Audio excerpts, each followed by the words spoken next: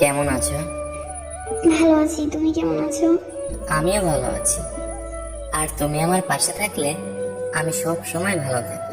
ওরে আমার পাগলটা রে, খুব ভালোবাসো আমাকে তাই না? বাসি, অনেক বেশি ভালোবাসি। কারণ আমার কাছে পৃথিবীতে পাওয়া সবচেয়ে দামি মানুষটি হচ্ছে তুমি, তাই একটু বেশিই ভালোবাসি। আমিও আমার পাগলটাকে অনেক ভালোবাসি গো। আচ্ছা জান, আম্মু ডাকছে, পরে কথা হবে, বাই। আচ্ছা ঠিক আছে, যাও, আল্লাহ হাফেজ। ফারজিয়া ফোন রাখার পরে আমিও ফোন রেখে আমার কাজ করতে লাগলাম। কিন্তু সারাদিন গেল, ফারজিয়া আমাকে একটা বড় ফোন করলো না। ভাবলাম ও ব্যস্ত আছে, রাতে নিশ্চয়ই কল দিবে। কিন্তু ফারজিয়া আমাকে রাতেও কল দেয়নি। এমনকি পরদিন সকালে আমি তাকে ফোন করলাম, অনেকবার ট্রাই করলাম, কিন্তু সে আমার ফোন কিছুতেই রিসিভ করলো না। তার ফোন রিসিভ না করায় অনেক টেনশন হচ্ছিল, বারবার ট্রাই করতেছিলাম। হঠাৎ করে দেখি ফারজিয়া আমার নাম্বার তার ব্লক লিস্টে রেখেছে।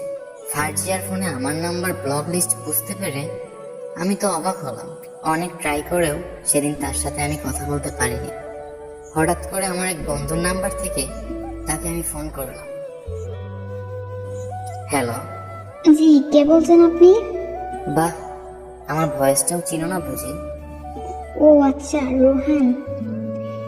এতবার ফোন দিচ্ছ কেন? এতবার ফোন দিচ্ছি মানে? কি হয়েছে তোমার? হঠাৎ করে যোগাযোগ বন্ধ করলে কেন? বাসায় কি কোনো সমস্যা হয়েছে? না, কোনো সমস্যা হয়নি, এমনি আমার ভালো লাগে না, তাই তোমার সাথে যোগাযোগ বন্ধ করে দিয়েছি। এটা কেমন কথা বলছো ফারজিয়া? তুমি ভুলে গেছো আমাদের ভালোবাসা? দেখো রোহান, এত কিছুর উত্তর আমি তোমাকে দিতে পারবো না। আর হ্যাঁ, আমাদের মাঝে যা ছিল বলে যাও সবকিছু। আচ্ছা ঠিক আছে, সবকিছু তো তুমিই বললে, আমার আর কি বলার আছে? কারণ একা একা তো আর ভালোবাসা হয় না, তাই জোর করবো না তোমায়। জোর করে বেঁধে রাখা যায়, কিন্তু ভালোবাসা পাওয়া যায় না। আমার কথা শেষ করে আমি ফোনটা রেখে দিলাম। কিন্তু হঠাৎ করে তার এত চেঞ্জ, আমি কেন জানি কিছুতেই মানতে পারছি না। যে আমাকে এত ভালোবাসতো, যে আমার জন্য পাগল ছিল, সে কিভাবে এতটা পাল্টে গেল? এগুলো ভাবতে ভাবতে আমি ঘুমিয়ে গেলাম। ঘুম থেকে উঠে হঠাৎ করে তার কথা কেন জানি ভীষণ মনে পড়ছিল। কিন্তু এত কিছুর পরে নিজের ভিতর কেন জানি তার প্রতি একটা রাগ সৃষ্টি হয়ে গেছে। তাই নিজে থেকে আর ফোন করলাম না। এমন করতে করতে অনেকটা দিন পার হয়ে গেল। তাকে এখনো আগের মতো ভালোবাসি আমি, কিন্তু সে কি আমাকে মনে করে? এগুলো ভাবতে ভাবতে হঠাৎ অচেনা নাম্বার থেকে আমার ফোনে একটা ফোন আসলো। কেমন আছো রোহান? ভালো আছি, আপনি কেমন আছেন? চিনতে পারছো আমাকে? আমার ভালোবাসাটা তো আর আপনার ভালোবাসার মতো ছিল না, যে ভয়েস শুনে চিনতে পারবো না। যাই হোক, বললেন না তো কেমন আছেন?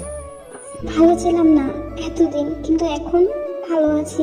ও আচ্ছা, হঠাৎ 6 মাস পর আমাকে ফোন করলেন, কিছু কি বলবেন? কি আর বলবো তোমাকে, কিছু বলার মতো সাহস পাচ্ছি না। এত ভাবতে হবে না, কি বলবেন বলেন। রোহান, তোমার জীবনে আমি আবার ফিরে আসতে চাই। আগের মতো তোমার ভালোবাসা নিয়ে ভালো থাকতে চাই। প্লিজ তুমি আমাকে ফিরিয়ে দিও না। আমি জানি আমি তোমার সাথে অনেক অন্যায় করেছি, তোমাকে অনেক কষ্ট দিয়েছি, যা এখন আমি বুঝতে পারছি। আমি জানি আমাকে ছাড়া আপনি ভালো নেই, কারণ এই পৃথিবীতে সত্যিকারের ভালোবাসার খুব অভাব। আমার মতো করে আপনাকে কেউ ভালোবাসতে পারেনি, তাই আমার কাছে ফিরে আসা, তাই না? না রোহান, তেমন কিছু না, আমি আমার ভুল বুঝতে পারছি। আমাকে এগুলা বলে লজ্জা দিও না প্লিজ।